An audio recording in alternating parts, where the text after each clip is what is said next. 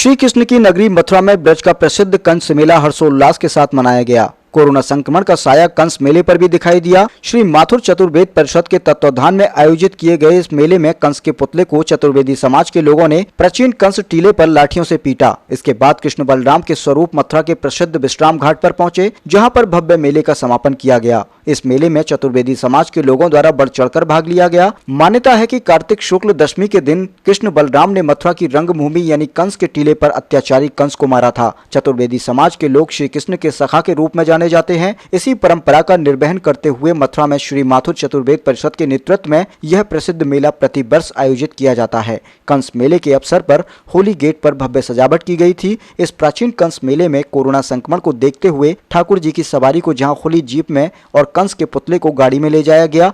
मेले के बारे में परिषद के मुख्य संरक्षक महेश पाठक का कहना है कि ब्रज का प्रसिद्ध कंसवध मेला प्राचीन परंपरा के अनुसार बड़े ही हर्षोल्लास के साथ मनाया गया। उनका कहना है कि कोरोना को देखते हुए सोशल डिस्टेंसिंग और मास्क लगाने का पूरा ध्यान रखा गया है। उन्होंने कहा कि मेले में आने वाले लोगों को मास्क वितरित भी किए गए। परिषद के महामंत्री राकेश तिवारी का कहना है कि कंस मेले का आयोजन किया गया है। उनका कहना है कि इस मेले में कोरोना गाइडलाइंस का पूरे तरीके से ध्यान रखा गया है।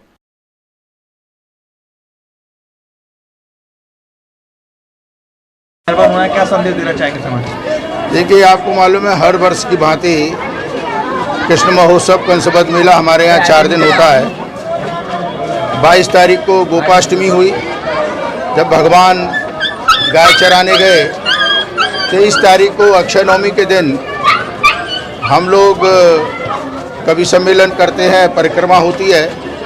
और आज 24 तारीख को जो द्वापर युग से परंपरा चली आ रही है, हमारे भी समाज के लोग कंस के समय से ही मथुरा के हम वासी हैं और हम ये बुराई पर अच्छाई की जीत है। जैसा कि आपको सर्वविदित है कि जब आकाशवाणी हुई और कंस को ये वाणी हुई कि तुम्हारी बहन के जो 8वां बच्चा होगा उसी से तुम्हारा वध होगा, तो उसने अपनी बहन को कारागार में डाल दिया। कंस अत्याचारी था और फिर भगवान कृष्ण बलराम ने आज के ही दिन ब्रज से कंस से मुक्ति दिलाई।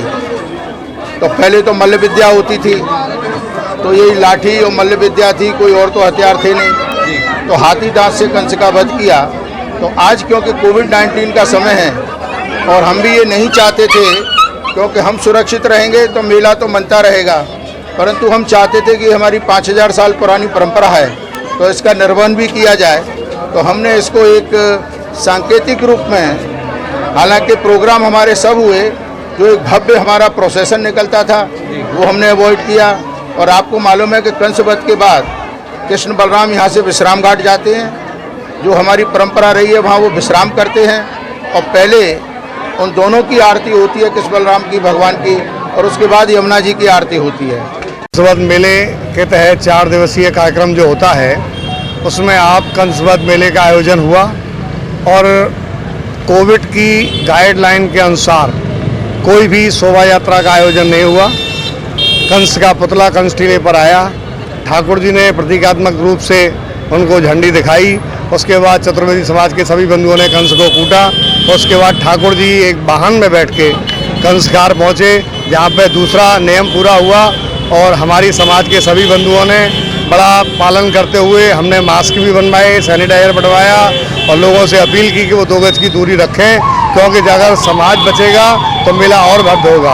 प्रतिवर्ष भव्य होता था, इस समय पूरे विश्व में महामारी है, उसका पालन करते हुए मेले का आयोजन